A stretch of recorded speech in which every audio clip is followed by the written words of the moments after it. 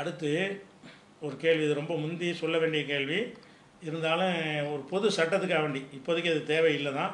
அபு தாஹிருங்கிறவர் கேட்குறாரு, இந்த டிஎன்டிஜேக்காரங்க ரமணானில் வசூல் பண்ணுறாங்க, மோசடி செய்கிறாங்க, இதை பற்றி நான் சொல்லும் பொழுது ரமணானில் கூட ஏன்டா அப்படி ஃபித்னா பண்ணுறீங்கன்னு கேட்குறாங்க. அப்போ ரமணானில் இந்த மாதிரி விஷயங்களை சொல்வதற்கு மார்க்கத்துக்கு தடை இருக்குதா? வெறுமனே இபாத்து திக்ரு ஃபிக்ரு அதை தான் செய்யணுமா? ரமலான் மாதத்தில் ஒரு நன்மை ஏவி தீமை தடுக்குதல்ங்கிற முறையில் ஊழல் முறைகேடு இதுகளை எல்லாம் பேசலாமா? இந்த அடிப்படைக்கு மட்டும்தான் இது. இந்த சம்பவத்துக்காக இல்லை, இதெல்லாம் ரமலான்லாம் முடிஞ்சு போச்சு. பொதுவாக நம்ம அப்படி நினைத்து கொண்டிருக்கிறோம். ரமலான் மாதத்தில் எல்லா காரியத்தையும் செய்யலாம். மார்க்கத்தில் அனுமதிக்கப்பட்ட அவதூறு சொல்லக்கூடாது, பித்திராட்டம் பண்ணக்கூடாது, மற்ற நன்மை ஏவி தீமையை தடுக்கிற எந்த விஷயங்களாக இருந்தாலும் ரமலானில் செய்யலாம். இப்போ ரசூல் ஸல்லல்லாஹு அலைஹி வஸல்லம் அவர்கள் அந்த மக்கா வெற்றி கொண்டாங்கல்ல, மக்கா வந்து வெற்றி விட்டுப்பட்டு அது ஹிஜ்ரி 6ஆம் ஆண்டு என்ன செய்கிறாங்க, அவங்க மக்காவை வந்து கைப்பற்றுறாங்க. அது எப்போ நடந்துச்சு? படை தட்டிக்கு தான் போனாங்க. அந்த மக்கள் சரணடைஞ்சதுனால கத்தி இல்லாமல் ரத்தம் இல்லாமல் ரசூலுல்லாஹ்வுடைய ஆட்சியில் வந்துருச்சு. அது நடந்து ரமலானில் நடந்துச்சு. இப்போ ரமலான் மாதமாச்சே, இங்கேருந்து படை தட்டிக்கிட்டு போவதா? அது எப்படி சரியாக வரும்னு நினச்சாங்களா? அது ஒரு மார்க்கத்தின் கடமை. தீயவர்களிடமிருந்து காபத்துல்லாவை காப்பாற்றுவது கடமை என்ற காரணத்தினால தான் ரமலான் மாதத்தில் தான் மக்கா வெற்றிக்கு ரசூலுல்லாஹ் போகிறாங்க. நோன்பு வைத்து கொண்டு தானே போயிருப்பாங்க. ரமலானில் செய்கிற கடமைன்னு அதை விடலை. அதில் கூட நோன்பு வைக்கிறதுக்கு சலுகை இருக்குது பிரயாணத்தில். இருந்தாலும் பிரயாணத்தில் நோன்பு வச்சுருந்தாங்க, விவாதத்துகள் செஞ்சாங்க. பிரயாணிகளுக்கு என்ன அளவுக்கு மார்க்கத்தில் கடமையோ அந்த கடமையை செய்தவர்களாக போய் மக்கா வெற்றி கொண்டாங்களே.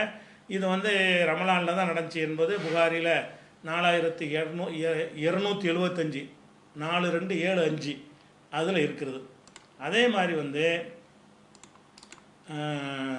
இதே விஷயத்தை வந்து 10,000 பேரோட ரசூலுல்லாஹ் ரமலான் மாதத்துக்கு நாங்கள் புறப்பட்டோம், போய் என்ன செஞ்சோம், அந்த இதை வந்து கைப்பற்றணும், மக்காவை கைப்பற்றணுங்கிற ஒரு செய்தியை புகாரில் 4276 அடுத்தடுத்த ஹதீஸ் 4275 4276 இந்த ரெண்டுலையுமே அப்படி இருக்கிறது.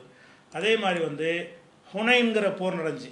நீங்கள் போரை வச்சு நீங்கள் விளங்கிக்கலாம். ரமலானில் வந்து வெறுமனே பள்ளியாசம் தான் உட்காந்துட்டு இருக்கணும்னு நினைக்கிறாங்கல்ல, அதெல்லாம் கிடையாது. நீங்கள் அல்லாஹ் செய்கிற கடமையை கரெக்டாக செஞ்சுக்கிறங்க, வியாபாரம் பண்ணுங்க, எல்லாமே பண்ணிக்கிறங்க.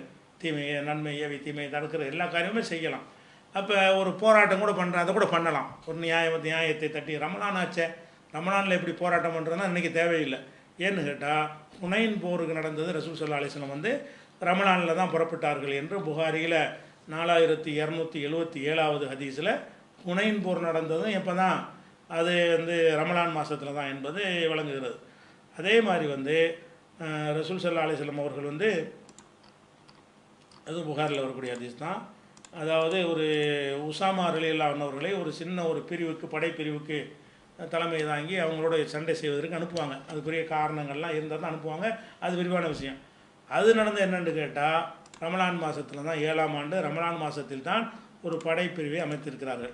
அதே மாதிரி நமக்கெல்லாம் தெரிஞ்ச பத்ரு போர் ரமலான், இந்த ரமலான் 17 நடந்துச்சு. அப்போ ரமலானில் யுத்தத்துக்கும் போயிருக்காங்களா இல்லையா? அப்போ ரமலான் என்று சொன்னால் வேறு வேறு காரியங்கள் எல்லா நாள்லையும் செய்கிற காரியங்களை விட்ட மற்ற காரியங்களை செய்யக்கூடாதுன்னு கிடையாது. 11 மாதமும் என்னவெல்லாம் செய்யலாமோ அது எல்லாமே ரமலான்லையும் செய்யலாம்.